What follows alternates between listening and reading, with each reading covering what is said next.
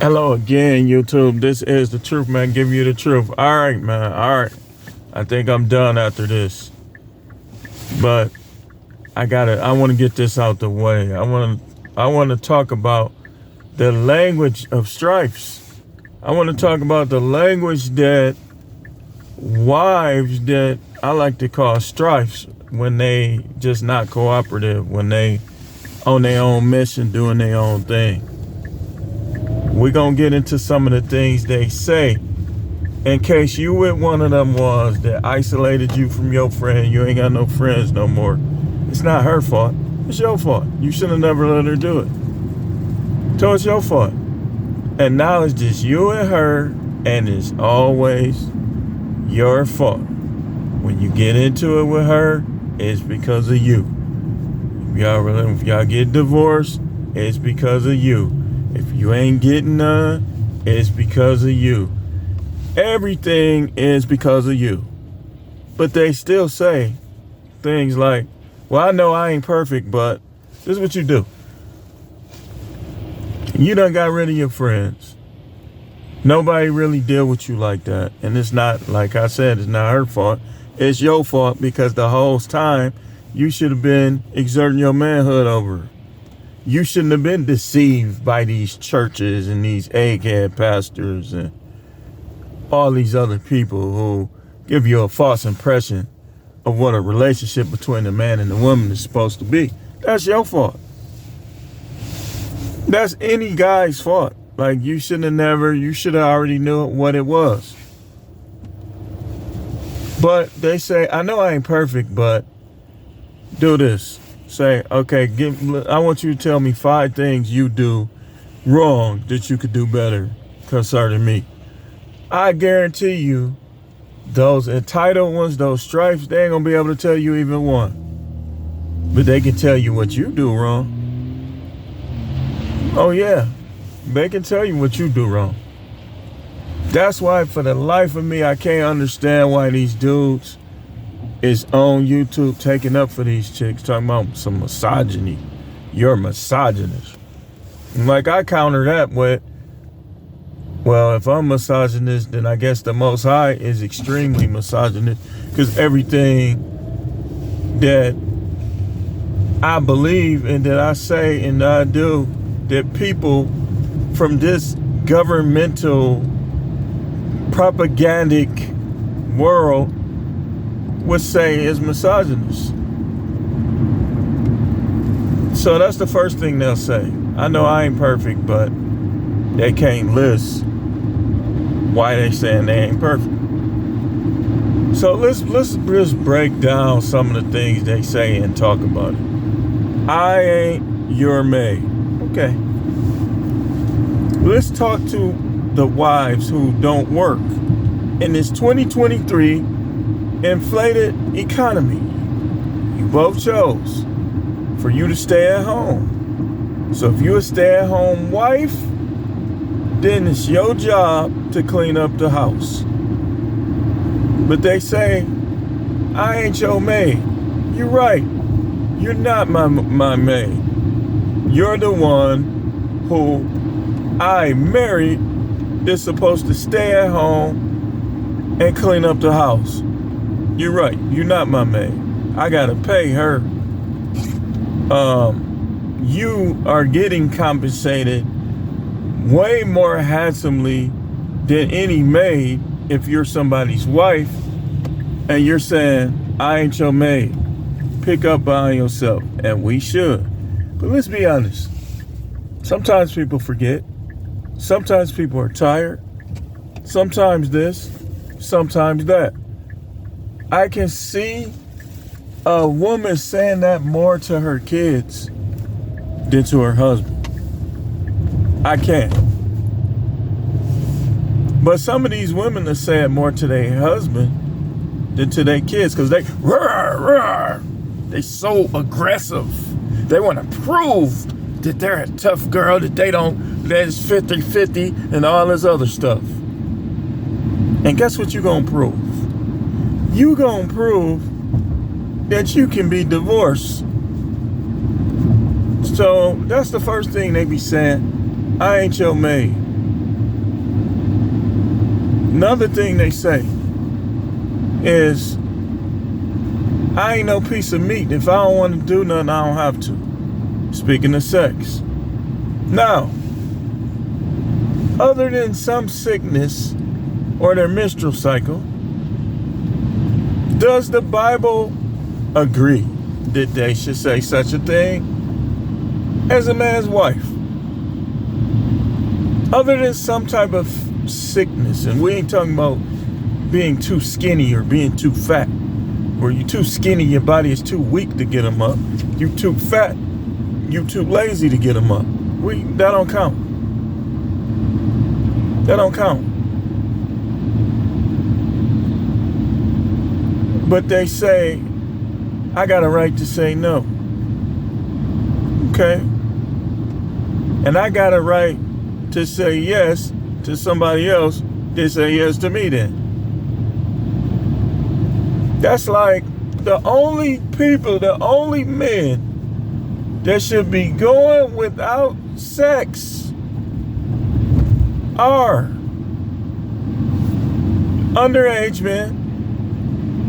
When I say underage, I mean like young men that's not married yet. But even they ain't gonna go without. Guys in prison. Because guess what? When you don't have sex with your husband, you are putting him on the same level as a guy in prison who can't get no action. And even some of those guys in prison get more than some of these married men because they find guard. Like, y'all see the short with the pretty woman and got what to do. While he was locked up, and the guy asked her, did they ever get it on while he was locked up? She said, yeah. He was like, no. He covered her mouth.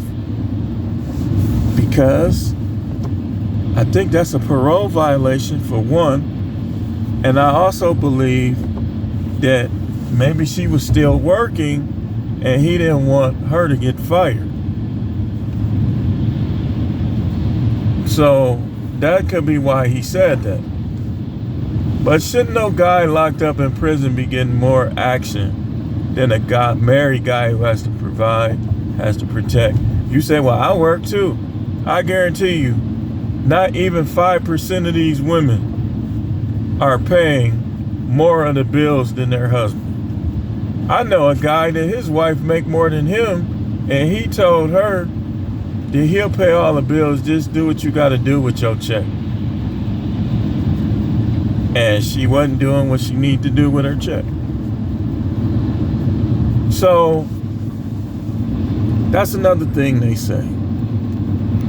Here's another thing they say. Well, you a man. I shouldn't have to help you.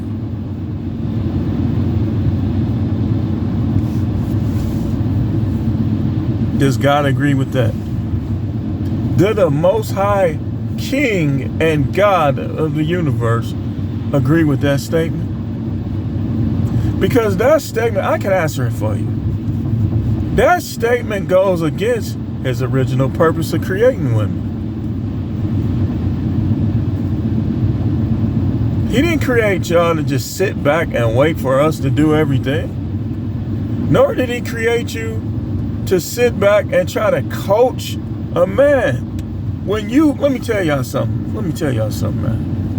I'm going to tell you right now.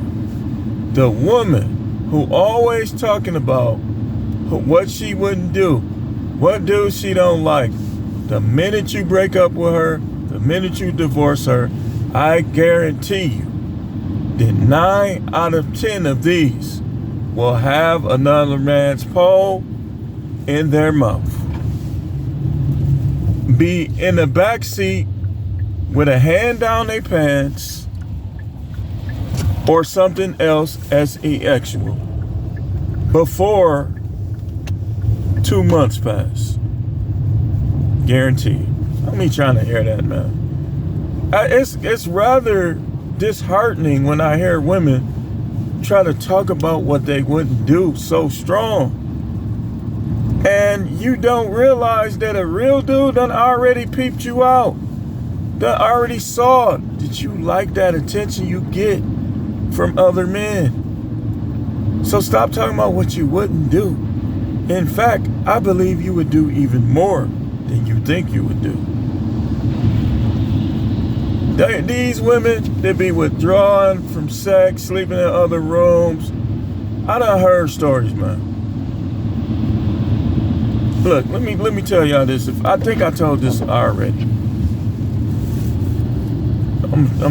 If not, you finna hear it now. So there was this kid. He was only like 16 years old. And boy, I got a little time left. I'm gonna break this down. Might have to have a part 2. I hope not. And he was telling me about this woman that was friends with his mother. His mother had a party at the house.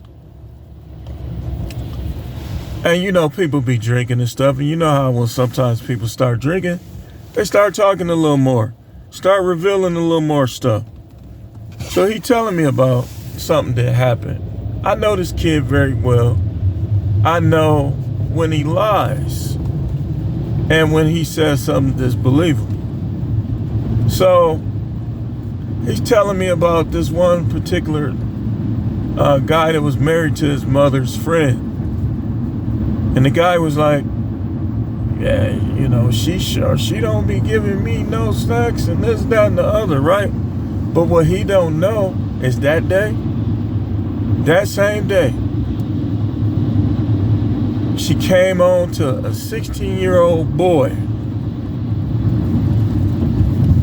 And he got them drawn.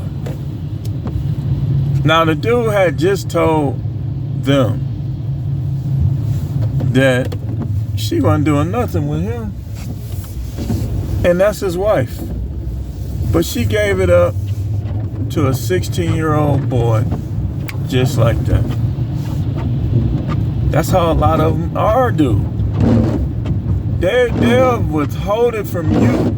And they don't realize that one of the things that happens is when you withhold sex, your desire don't go away. It actually increases. So the longer a woman withholds sex, the easier and the more thotty and 304s that she's gonna be. But I like him. You don't like him that much. You just trying to justify amongst the people that you want to think highly of you that you not no hoe. And sometimes I'm gonna say the word. These dudes be saying everything on YouTube. YouTube, y'all want to know something? YouTube be trying to take my likes and everything. Like, I know sometimes that I be saying something profound. And I look at everybody else's likes.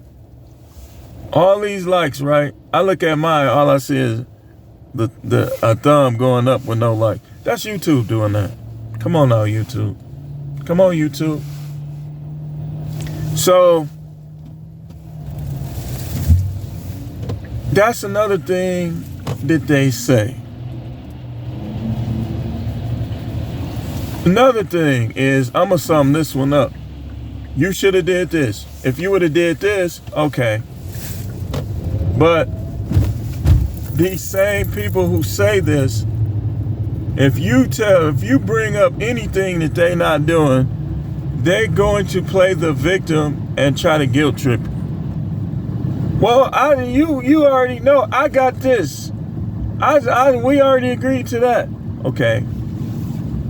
So you can criticize me, but I can't ever correct you, Miss Princess. You that perfect, huh? Can't nobody ever correct you. But you always corrected somebody else. Let me tell you something. A woman that always corrects her man, but don't receive correction, that is a weak woman. She's easy. Beware. I'm telling you, man, she not into you like that. And when they not into you, they are dangerous. Y'all dudes, some of y'all dudes be thinking y'all keeping y'all families together. You actually destroying your family by dealing with her, because all y'all gonna do is fight because that's all she wants to do. That's all she's gonna do. So that's all that's gonna happen. You're not helping some dudes are not helping their families by staying under the same roof as certain people. The only way you can stay under the same roof with a woman and not be in a relationship with her is if she fully agrees to cooperate, which most of them won't. So that's another thing they say. You should have did this. If you would have did, okay, what do you do? Why are you here? Because you're not the first woman 9 times out of 10 that these guys got. So what is your purpose in being here? You're not, listen, man, they want you to believe that they that much better than all of your exes. And some of them even talk down on your ex. But let's be honest. How many of your wives are better than all of your exes in every way? Or even in general? I guarantee you, if y'all dudes is honest, ain't none of y'all wives probably better than all of your exes. That's just a hard thing. People be having exes that was down for them, cooperative. You broke up with them for this reason or that reason, for this petty reason or for that petty reason. And then you got with, wait, there's a fire truck coming. Oh, he all the way up. You got with somebody who, for whatever reason, sometimes from day one they don't be into you like that. But it'll be something about them that you do like or that you're attracted to, and so you don't always see it. You don't always see that this woman is not into you like that. And I believe that's the number one reason for the high rates of divorce. I believe, I'm going to talk about a couple things. I'm going to prove my point that I believe that most women destroy the relationships that they have in their marriages. And I'm going to break it down. Why I say that. Not all, but most. More, the majority. I'm going to break it right all the way down next week. I got a couple things that I'm going to talk about, and that's one of them. So, a lot of time we can't see that they just not into us like that. I'm going to break that down next week. You know, they say things like, well, I know other men that love to have me when they want to see who wants them, when they like the attention. That's what they say. That's manipulative, guilt-tripping language. But we gonna pick back up with a lot of topics next week. We got Sunday sermon tomorrow, so stay tuned. That's some of the things that they say. I'm gonna continue this series because I got so many that people done told me that I done heard, whether it's directly or like being somewhere. So stay tuned.